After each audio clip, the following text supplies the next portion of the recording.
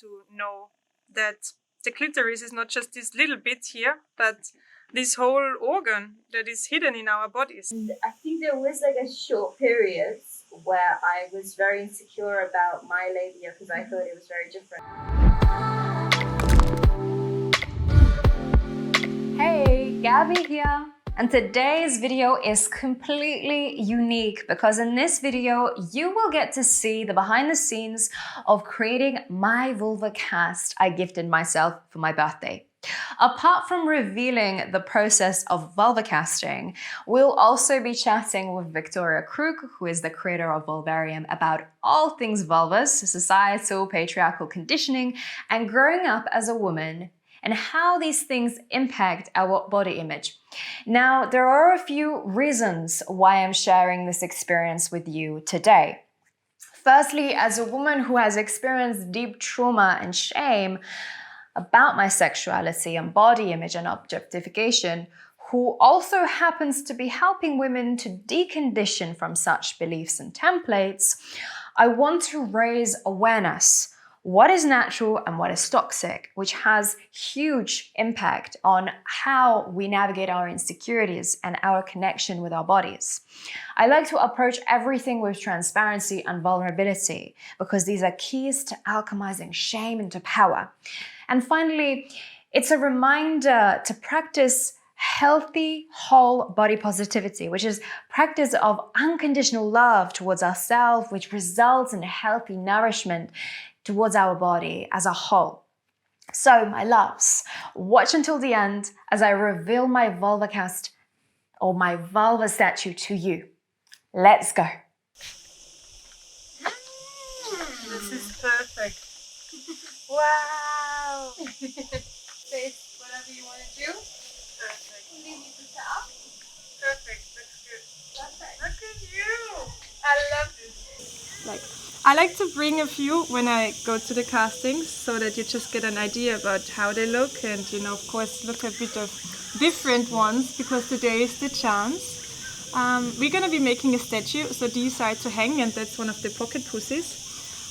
But yeah, they're also exact copies of that person. They are absolutely gorgeous. I love the detail. I'm just the thing that really makes me excited about this is that just holding it in front of me, because we carry it with us every single day and it's always covered up. It's never exposed, and by exposing it we are able to say, like, hey, we can educate ourselves about it. Hey, doesn't have to be sexualized. Hey, like, this is absolute power. And I do also have to say I'm really proud of my work because I put lots of love into it, and people see the photos and they see the statues, and for them, of course, it's beautiful and they appreciate it, but it's still a statue. But for me, this is a person. Every statue reflects a person's story, a person's experiences, feelings. And I mean, look, we're sitting here, we're exchanging and we're talking about it. I mean, that's how it all started. I just basically, I made a statue of myself. I loved it. I was overwhelmed what it did because exactly what you said, it's always there, but it's hidden. And the fact that it was right there on my shelf, and I live in a 39 square meter room. So I sit on the sofa and all I have to look at is like right there on my shelf. So every time I sat there, it was looking down on me, and not looking down on me, looking up at me and saying, hey, how am I feeling today? What's going on? And I wanted to give this to other people. So that's how it started.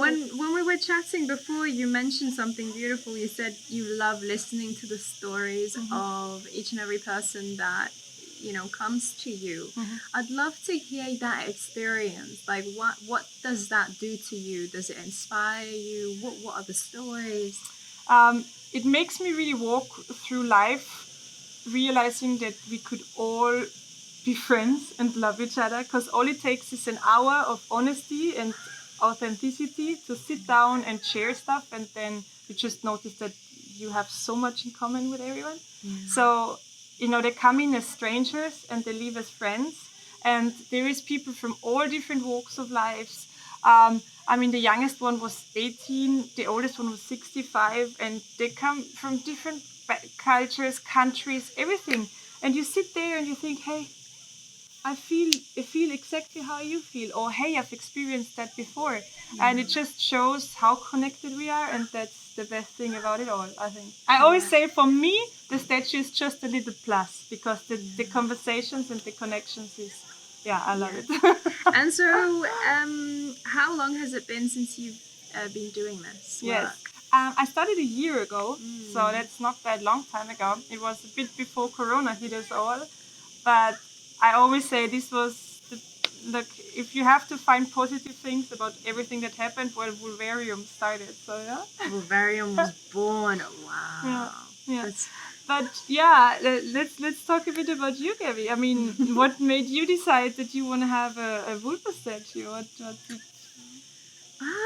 It's not something you just wake up and just say, hey, that's what I want. I want it right there on my shelf. Do you know what? I saw your message on Hermanas Hermosas group. That's when the first time I saw it. And I looked at it and I was like, okay, I skimmed through it. I was like, okay, this is like amazing. But it took me a while to grow to it and to sit with myself and to really understand like what it brought up inside of me, because it brought up so much when I did put in the time and my attention into it. And I think then my friend Grace was really excited to do it, and she mentioned it, and then I had more thinking about it. And what came up for me is that we have this immense opportunity to share this intimate experience that we're going through with other women, because not every single woman is at the same point in their life. Some women are struggling with confidence. Some women are struggling with sexual conditions and conditions that are related to their sacred space. And these can be mental and physical. These can come from trauma. These can come from so many different things. And I think because even the work that I do myself, I always say, don't be selfish. Don't be selfish. Always think about other people. You're on this earth to shine your lights bright. And expose yourself as much as you can, obviously in your comfort, in making it comfortable for you, but still being able to share with other people. Did you have braces, or have you seen it at the dentist? Maybe I had a think cast, like Super warm water. Your partner. Do you get mostly positive or negative sort of reactions when you tell them what you do? Most of the people ask why, but almost all of them are positive. They think, I mean, what is it that I want? I want to help that person to feel more comfortable with their vulva, and I want to educate the society. So there is nothing bad about that. And once these people understand it, there is no negativity about it at all. You just, from my experience, the people that don't, they say, oh, that's nothing for me, this kind of reaction, those are the ones that have just never ever dealt with that topic before, never asked themselves the questions. These are the people that mostly just haven't discovered themselves at all. So they're just too confronted in that moment because they don't want to be embarrassed. Because if we would keep up the conversation, I would probably find out that they know nothing about it, which is completely fine. But people tend to not like to talk about things that they know nothing about. So that's just how it is. That's very true. Yeah.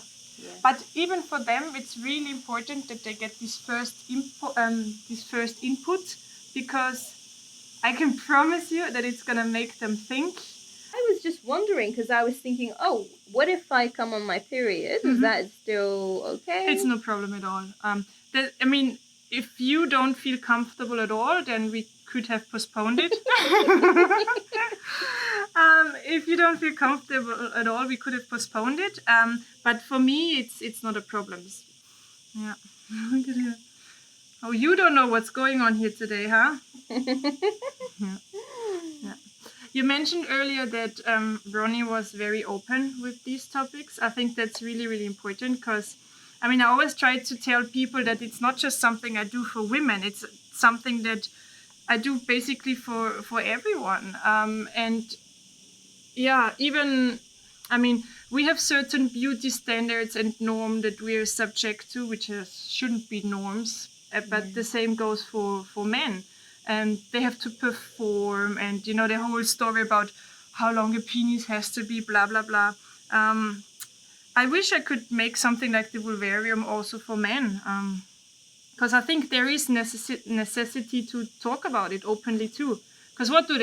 They always just brag. No one talks about, you know, the times they came early or the times that nothing worked, blah blah blah. You know, it happens to everyone, but they also don't talk about it. So Yes. I yeah. believe that there is as much stress Yes. on male sexual performance and, Yeah. and sexual organs as much as there is on women. Absolutely. Yeah. Yeah. I think the vulva is absolutely underrepresented. That's why I don't choose to cast penises, but I am aware that there is a necessity for it. So yeah, let's see. I'm done with vulvas, I might go over and cast some penises because, like I said, it's really interesting because people are so different, and I can normally tell. I mean, you were cool about it because I can tell you are working in that field, and you just know that I'm not gonna judge you how you look, you know. But sometimes people are still scared, and which is completely normal. It's not a normal situation. But then, would you really care if I judged you clearly on the only on the appearance of your vulva? I mean, that's the last alarm signal where you would say, I don't really want to be around Viki. You know what I mean? But I completely get why people would be, because I think that there was the point in my life when I first began to have sex, Mm-hmm. and I was very lucky. Well, I say lucky in my eyes. I was lucky because I lost my virginity to someone I stayed for 4.5 years. Mm-hmm. So it was a beautiful relationship, and it developed into just so much. Yeah. But I began to think that my labia was too big. I thought that there was something wrong with my labia because I think I had a glance at some of the girls at the changing rooms or something. And I think there was like a short period where I was very insecure about my labia because I thought it was very different. But again, what really helped me was being loved by my partner, and he absolutely adored it, which for an 18-year-old is so important because we're going through puberty still in that age. And I do cast people that are not feeling confident at all, that are thinking about labiaplasty, that have done labiaplasty, and many of them have, well, all of them have different reasons, but there is always one or two who say, yeah, I've heard a shitty comment when I was young. And that's been 20 years ago, 30 years ago, and it's still stuck there. So it just shows how careful we have to be with our words, because just because we think that's normal, it doesn't have to be normal in anyone. So I'm also trying to be really careful how I phrase things, because even big and small, it's judgmental, and yeah, so it's very difficult. But I absolutely feel what you're saying, because yeah, like I said earlier, I also had these thoughts about is it normal. For me, it was always the color. I'm super light colored, but my vulva and my labia is really dark, and I was always thinking, what is wrong there? Is it not well circulated? Is it? I don't know what's going on. Yeah, I agree, and you would be surprised how many people have had surgeries just because of the insecurities that they carry with them from childhood. Yeah. And even some of my clients, and it is absolute to me, like doing the work that I do, healing these wounds inside of people that cause them to see themselves in this warped way and not be able to love themselves and compare themselves to everyone. It just makes me so excited. It just gives me life because I had someone who had a surgery, and they said, actually, I wish that I have never had it. You know, now that I am who I am and I know what I know. You Yeah. know. Yeah, I absolutely agree, and I've had these people too. I always tell them, look, if that surgery made you to who you are now, and if that was the turning point where you actually started looking into your exploring your sexuality, and it's good that it happened. But yeah, I also get the messages where people say, I have no feeling, I have lots of problems now with health, so it comes at a cost. Yeah. Yeah, I hope it goes well for all the people that do it, but it's unfortunately not the reality. And one of my plans is also to get my statues, or at least photos of them, into schools, because yeah, we need a re-education when it comes to what we are taught in school. I mean, did you have sex ed in school? Because what I had was just I think I remember 1 hour, and that was all about how not to get pregnant. That's all I remember. Did you have Yeah, any it was education in school? it was education about contraception. Uh-huh. It was like how not to how to not get pregnant. Yeah, that's right. Where Yeah. they plant your seed forever, all your Yeah. life. That And what they just- makes everyone freak out all the Yeah. time about getting pregnant. And they put so much fear into women, specifically because women are the ones that do get pregnant. Yes. And they, when I was choosing if I should go on the pill or not, it was a lot around, you will ruin your life if you get pregnant. Yes, You know, exactly. instead of educating me about my reproductive system and the fact that we can get pregnant in a certain window of our cycle. Which is really, really short. It's sometimes only 24 hours, if even. Yeah. That's where the ovulation happens. Yeah. So I didn't find that out till a year and a half ago. Yeah. And it just... It's insane, and women are absolutely fearful, of getting pregnant, and then they take the next day pill just in case, and the next day pill can absolutely wreak havoc to a woman's reproductive system and cause damage years ahead. And I've had women who had come to me because they had disorders like